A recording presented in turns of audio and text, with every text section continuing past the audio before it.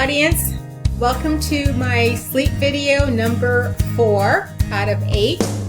This video will be relatively short, but it's going to talk about a very important concept, and it's called sleep restriction. My name is Valerie Williams. I'm a nurse practitioner currently working as an insomnia specialist at a sleep clinic in Southern California.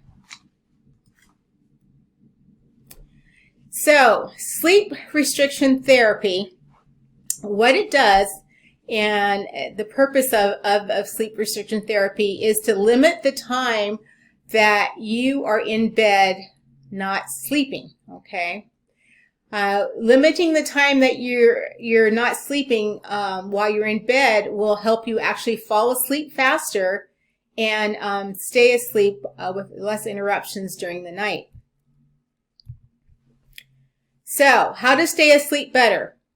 So, part of the sleep restriction therapy is called sleep compression. And what we're going to be doing, we're going to be compressing the time that you're actually sleeping so that the hours that you're in bed, you have a better chance of actually sleeping during those hours versus being awake off and on throughout the night, okay?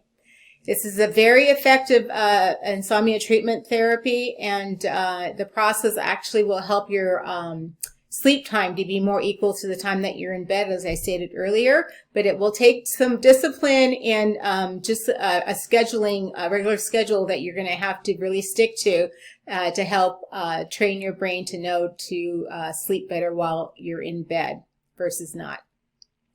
And one of the things that will happen to any of us, most of us, if we were in bed and we're not able to sleep, what we will do very often is bring all the stimulating things back into our bed that we definitely want to avoid, that will re-energize your brain and stimulate it. And I'm talking about worrying, makes you anxious. Eating is stimulating to your body. It gives you glucose and energy. Some people will watch TV and do a lot of work on their tablets or their computers, and the blue light that comes from those devices just stimulates your brain to wakefulness. So what happens is you're kind of digging a hole for yourself, so you can't sleep. So you're just you give your brain more stimulus, so then now it's not even prepared to even fall asleep and stay asleep, because now it hasn't been prepared properly with the darkness and low stimulus that it needs to stay asleep with. So what you're going to find is what's on this diagram is that you do all these stimulating activities until finally you knock out, but because your brain has had all this blue light exposure and worrying and anxiety for 2 hours, it is not able to stay asleep. So you're going to have very interrupted sleep, and your sleep time will be very low. So the actual time you were sleeping was only of the 5 hours out of the 8 hours that you spent in bed. So this leads to poor sleep efficiency. So that means that you did not have a good night's sleep. You're behind the power curve, your body has not been restored, and you wake up very tired with poor sleep efficiency.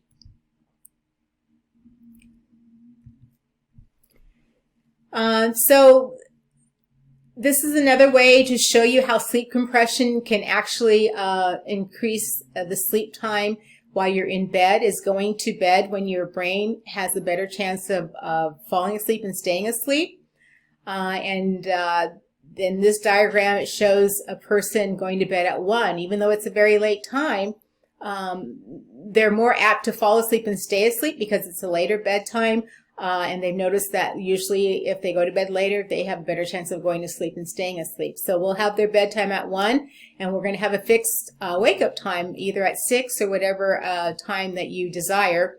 And that's going to be the time that you're going to maintain the bedtime and the wake time for at least 3 to 7 days. It usually will take. And when you notice that you are able to go to sleep at that time and fall asleep quickly, and if you wake up during the night, you also fall back to sleep quickly, then you can move your bedtime 30 minutes earlier, okay? And this is how you slowly start increasing the time in bed versus having the more compressed time in bed. whether it's 4 hours or 5 hours, until you get to the time that you're in bed, that you're getting your 7 or 8 hours of sleep. This whole therapy, sometimes this cycle of will take maybe about 2 to 3 weeks to get you moved back to the time that you actually want to go to bed to be able to get the 7 or 8 hours of sleep. But moving the brain very slowly is very effective in helping it develop a habit and to train it to know that routine and stick with that habit. So that's why sleep compression works very well in decreasing the amount of time that you're in bed and not sleeping, and increasing your sleep efficiency.